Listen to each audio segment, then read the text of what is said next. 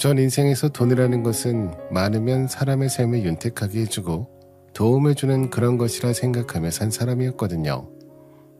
근데 결혼하면서 모든 게 다 바뀌었답니다. 저의 친정집이 시댁보다 형편이 부유하다는 것을 들은 시어머니는 저를 불러다 앉히셔서 초면부터 참 대단하셨거든요. 네가 요즘 내 아들이랑 만난다는 애니? 그래, 집이 그렇게나 잘 산다면서 내 아들한테 다 들었다. 어떻게 결혼까지 생각하면 빨리 부모님이랑도 이야기를 좀 해봐야 되지 않겠어? 결혼에 성가는 일이 하나둘도 아니니까 말이야. 편하게 대해주는 것까진 좋았지만 이런 식으로 이야기하니 마음 한구석에는 굉장히 찝찝한 마음이 생길 수밖에 없었죠. 처음 남편과 만났을 때는 저희 둘 사이에 균열이라곤 하나도 없을 정도로 잘 지냈어요. 서로 이야기도 잘 통하겠다. 크게 서로 의가 상하는 일도 없었고 말이죠. 하지만 시모를 만나면서 조금씩 제 마음이 기우는 것이 느껴졌는지 하루는 이렇게 말하더라고요. 자기가 우리 엄마 말투나 생각이 조금 부정적이라는 거 다 알아. 나도 우리 엄마가 매일 돈돈거리는 거 듣고 있으면 짜증날 때가 있긴 하거든. 그러니까 내가 집에 미리 말해놓을게.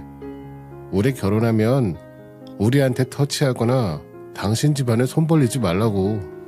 저라는 사람을 이렇게까지 챙겨주고 말하지 않아도 미리 알아주는 사람이니 당장 결혼하더라도 크게 부딪히는 일 없이 잘 살 수 있을 거라 생각했어요.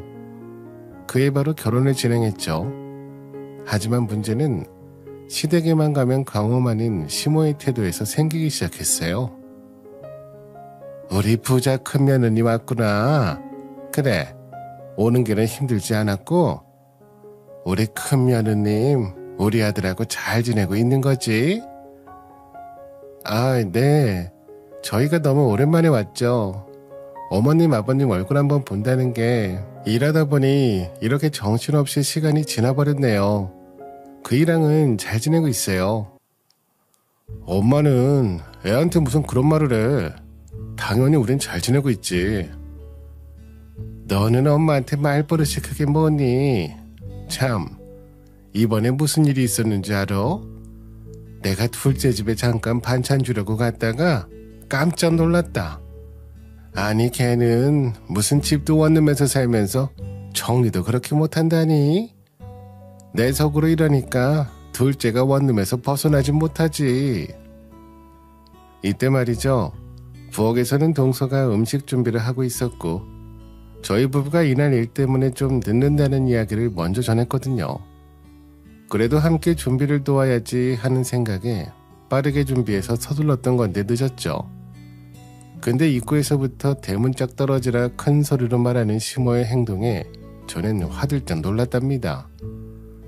주요 내용으로는 항상 넉넉한 저희 집 살림과 부족했던 동서의 집 살림을 비교하는 내용이었죠. 이런 시모의 태도는 여전하게도 저라는 사람을 돈으로만 보는 것 같아서 불쾌했어요.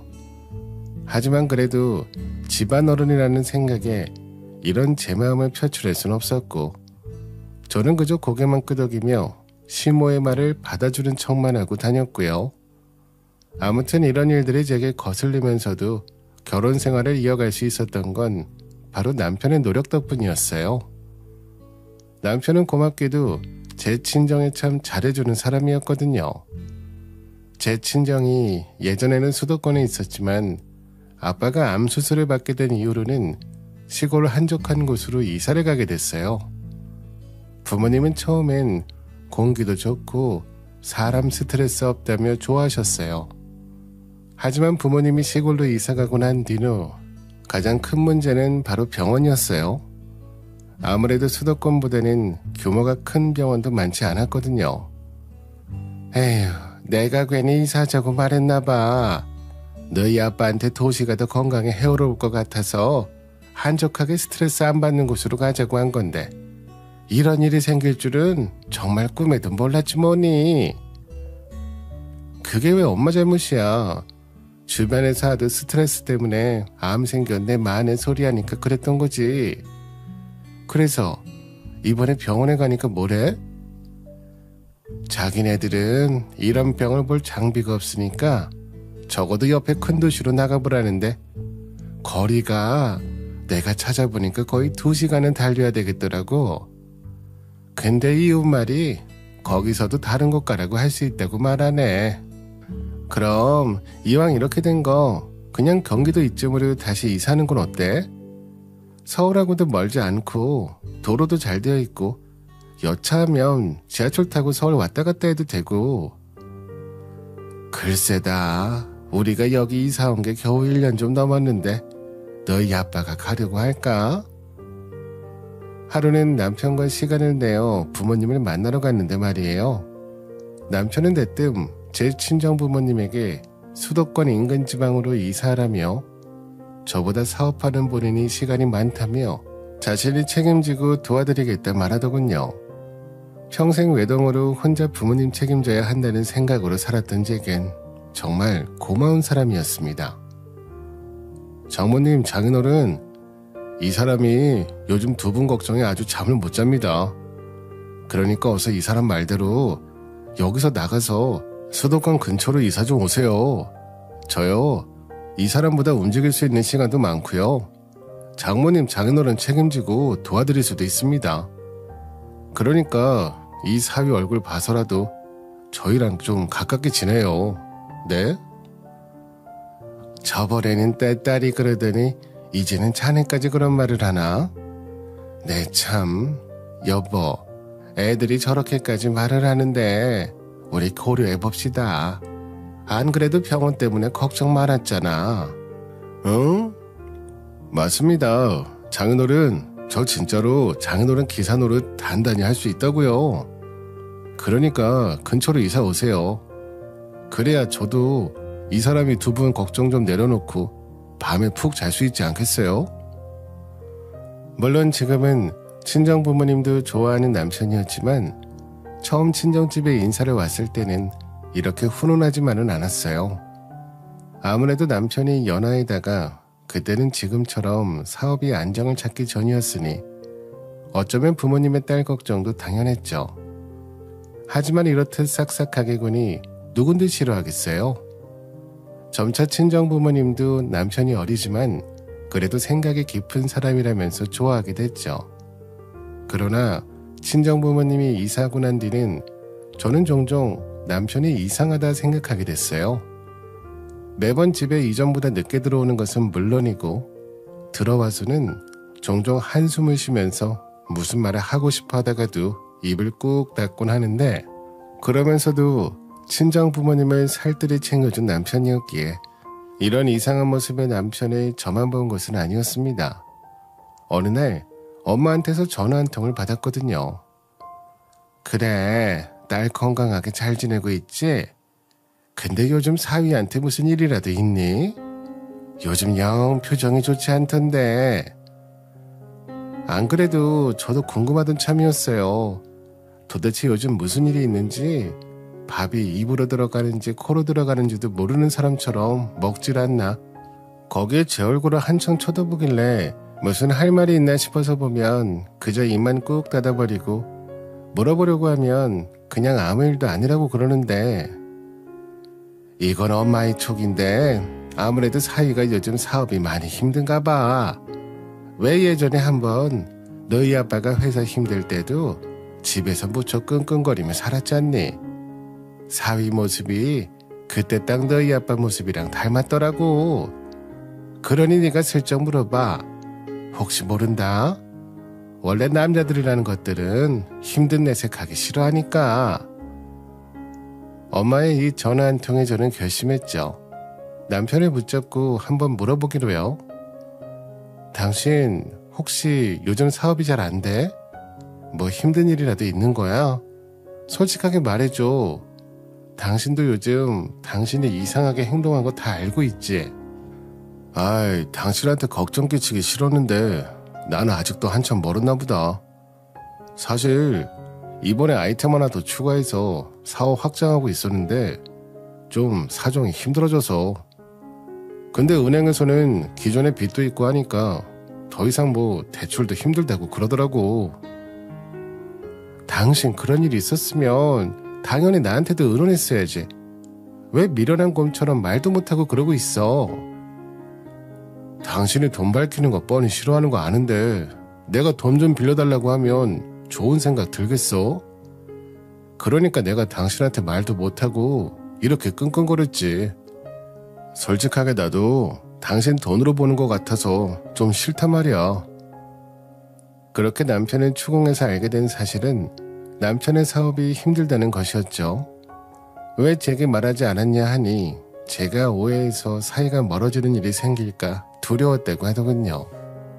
저는 당장 그 말에 부모님께 연락을 했죠.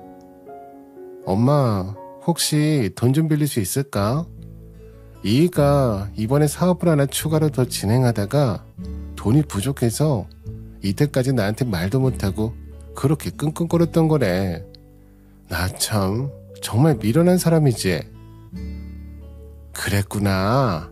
어쩐지. 그래, 사업이라는 게 아무리 사람이 노력해도 뭔가 항상 잘 안 되고 그럴 때가 있어. 내가 아빠한테 잘 말해서 돈 마련해 줄게. 그래, 얼마나 필요하대? 많이는 아니고 넉넉하게 한 1억 정도만 빌릴 수 있을까?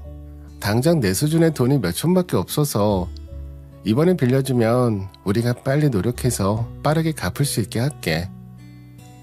됐어. 가족 사이에 무슨 시간까지 정하니. 그저 이번 일로 너무 마음 쓰지 말고 천천히 열심히 노력해서 갚으라 그래.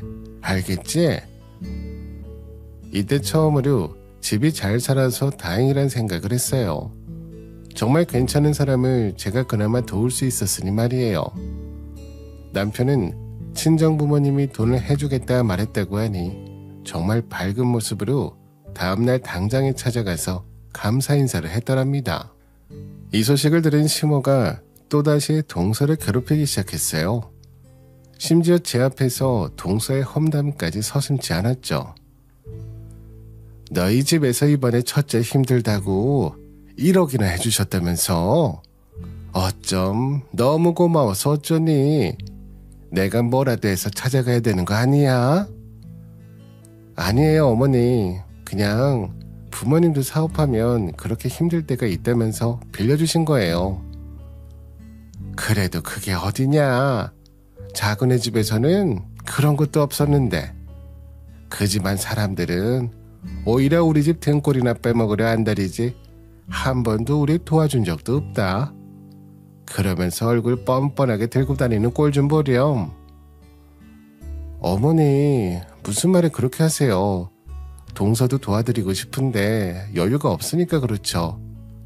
어린 나이에 결혼해서 그래도 지금까지 잘 살고 있잖아요. 에휴, 넌 모른다. 걔가 얼마나 영악한 애인 줄 알아? 20대 초반 그 어린 나이에 아무것도 모르는 우리 둘째 콱 물어서 놔주지도 않고 여태까지 저렇게 원룸에서 같이 살게 만든 애다. 걔가. 그리고 그 집 부모들은 어찌나 예의도 없는지 애들 결혼식에 한 푼도 대주지 않았어. 그러면서 단돈 몇 천만 원도 없다면서 얼마나 징징거리는지. 아무리 가족이지만 이런 식의 비난을 앞에서 들으니 조금 힘든 마음에 저는 아무 말도 하지 않고 가만히 있었죠. 하지만 이런 제 모습이 오히려 자기 말에 동의한다는 것처럼 느껴졌는지 시모는 계속해서 말을 이어가더군요. 아무튼 걔도 그래. 둘째가 그래도 지 형 따라서 사업 하나 해보겠다고 여기저기 돌아다니면서 돈 빌리고 다니는데 그때도 돈 없다면서 알아서 하라고 했다더라. 그랬으면서 둘째가 그나마 자리 좀 잡아가니까 너희 집처럼 돈을 턱턱 내놓지 못할 망정 둘째한테 돈 생기면 이사나 가서 자기랑 딸 팔자 좀 펴달라면서 그랬다더라. 시모는 말이 끝나던 이때 마침 동서가 시댁을 방문했는데 시모는 막 도착해서 인사하는 동서를 보면서 또 이렇게 말을 하는 거예요. 작은애 너 잘 왔다. 그래, 여기 큰애는 첫째가 힘들다니까 친정에서 1억을 덥석 내줬다는데 너희 집은 뭐 없니? 언제까지 둘째가 그 작은 집에서 그렇게 목매면서 살아야 돼. 너란 애는 집에 콕 박혀서 애 보는 일 말고 하는 게 뭐냐? 큰애처럼 나가서 일이라도 해라. 한 푼이라도 더 보태야 될 거 아니야.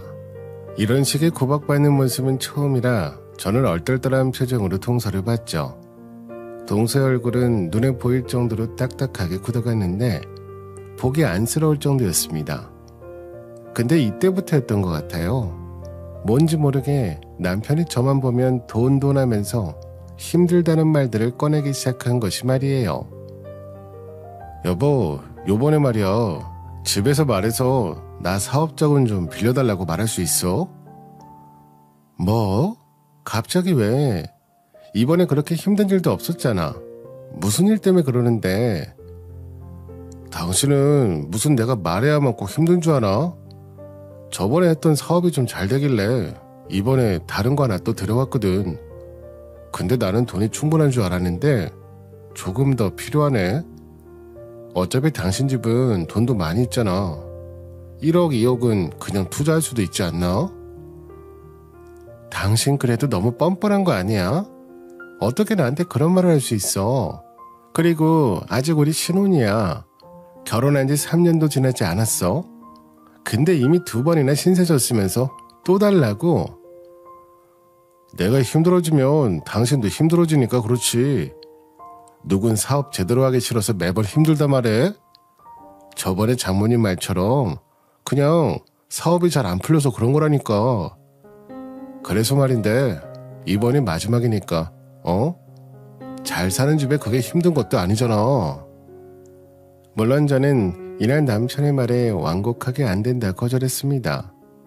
남편은 이미 부모님에게 1억을 추가로 빌려서 총 2억이라는 사업 자금을 받아간 상태였으니까요. 아마도 남편과의 대화에서 예전과 같은 생각을 전혀 엿볼 수 없었던 것도 이 시기였던 것 같아요. 게다가 저를 더 어이없게 만든 것은 이런 요구를 할 때마다 한술 더 뜨는 시모와 동서의 태도였죠. 어느 순간부터 둘이서 아주 죽이 잘 맞아서 서로 우리 집이 부유하면서도 있는 사람들이 더하다는 투로 제 앞에서 자주 대화를 나누기 시작했어요. 너는 이번에도 우리 아들이 힘들다 말했는데 그걸 못 참고 돈 안 빌려준다 거절했다면서? 세상에 있는 놈들이 더하다더니 이제 부자가 갑질하는 거지 뭐가 다르니? 안 그러냐 작은 애야? 맞아요 어머니. 정말 형님 너무하시는 거 아니에요? 예전에는 돈 있는 집안 티를 그렇게 열심히 내시더니 어머님이 그렇게 막 저한테 화내실 때도 못 들은 척 하시면서 얌전한 고양이 흉내나 내셨잖아요. 그러니까 말이다. 옛말에 틀린 게 하나도 없어. 정말 얌전한 고양이가 부뚜막에 제일 먼저 올라간다더니 두 분 다 너무하신 거 아니에요? 저희 집이라고 항상 돈이 풍족하게 있는 건 아니에요. 저희 부모님 두 분 모두 지금은 일선에서 물러나셨고 그냥 연금 받아 부족하지 않을 정도로만 생활하시는 분들입니다. 그런 사람들이 그런 큰 돈을 어떻게 덥석덥석 드려요? 그거 다 핑계 아니니? 그런 사람들이 그렇게 2년도 안 돼서 이사하고 병원도 그렇게 자주 왔다 갔다 해.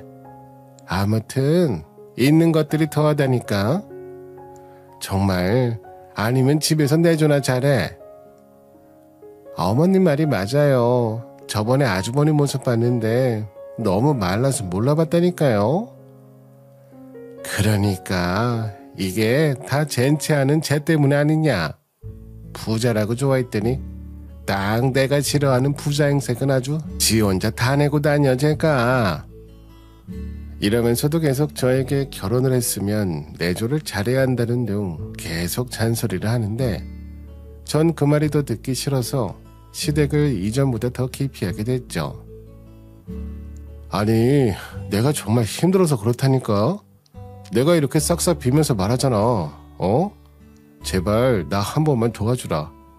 이번에 진짜로 더 빌릴 일 없어. 저번에도 그러더니